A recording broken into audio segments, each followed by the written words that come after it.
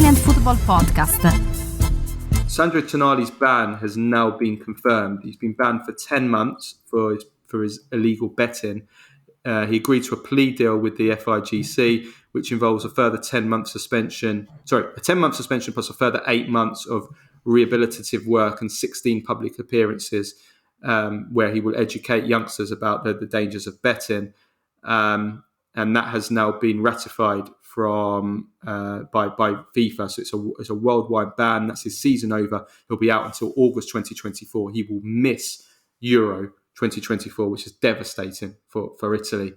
Now, you went on to Talk Sport to discuss about this, so I'll hand this over to you.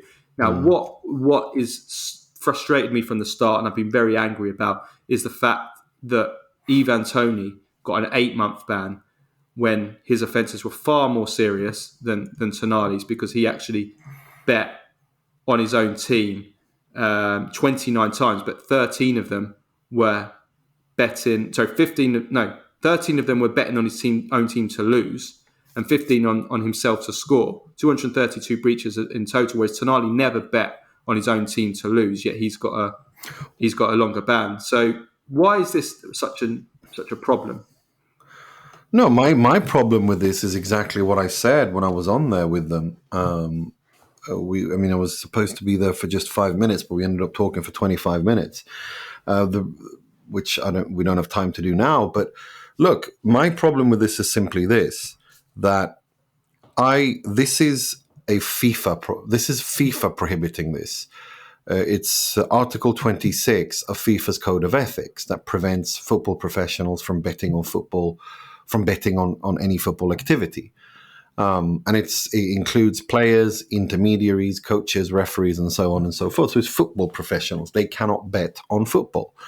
And if that's true, it comes from FIFA, meaning the global body and head of football.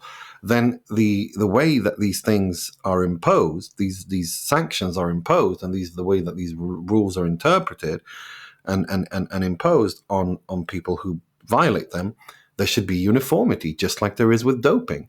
You know, they don't leave doping to say, okay, if you have a breach and you take testosterone, for example, in Italy you get 2 years, but if you do it in England you get 9 months, or 11 months or 13 months. I mean, they don't leave it up to that, because the World Anti-Doping Agency, the IOC, the International Olympic Committee, this comes from them, and all the national bodies are under them, and they have to impose the laws and rules that are in place, right? So it comes from above, and that's where I think this is a problem. That I don't see uniformity in how this is interpreted and employed. And this isn't, again, as I told Jermaine Pennant when he started talking about erroneously saying that, Toney never bet on himself. You know, he wasn't involved in the bets that he played. I was like, well, actually, he bet 15 times on himself to score. That doesn't get much more betting on yourself in a game, does it? But I don't want this to deteriorate into this kind of Toney versus Tonali thing, because that's demeaning to the discussion. The issue is there's two issues here. First is this is a FIFA problem, or this is a FIFA decision, or this is a FIFA law rule, Article 26 of their Code of Ethics. Okay, they don't want football professionals betting, and as such, if it comes from above, there should be a uniform way to handle this. There isn't.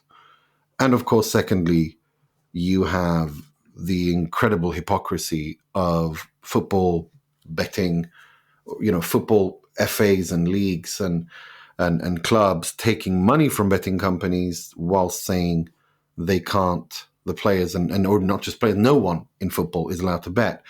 That does not, I mean, this would be the equivalent of essentially football taking money from what do you call it? What's the word I'm looking for? Where you have where you take supplements? Sorry, health supplement. Like this would be the equivalent of football taking money. Illegal. Yeah, from health supplements that have, or from companies that create health supplements that have substances that are banned, and then they say, well, you can't use it because if you, I mean, there is a hypocrisy here. And especially because, well, gambling is a serious addiction. It's a societal problem overall. We have problems with this. It's not just in Italy. It's not just in England. It's everywhere where this is allowed and this is legal. And this is becoming a new epidemic, or it is already a new epidemic, and it needs to be treated seriously. I think that football should. I'm not saying that football created this problem. I'm not saying football can resolve this problem, but football needs to carry its own weight and do its fair share, and it's not doing that right now. No, absolutely, absolutely. We could talk about this for longer, but I think we've discussed it a lot in the last few weeks. And if you want to listen to more, definitely check out Nima's interview on TalkSport, which was on, which day was that on? Last Thursday. Thursday, yeah. You can find that on YouTube. I think Nima put it on his. I put it on Twitter too. Put it on Twitter. So if you scroll down his page, you will find it.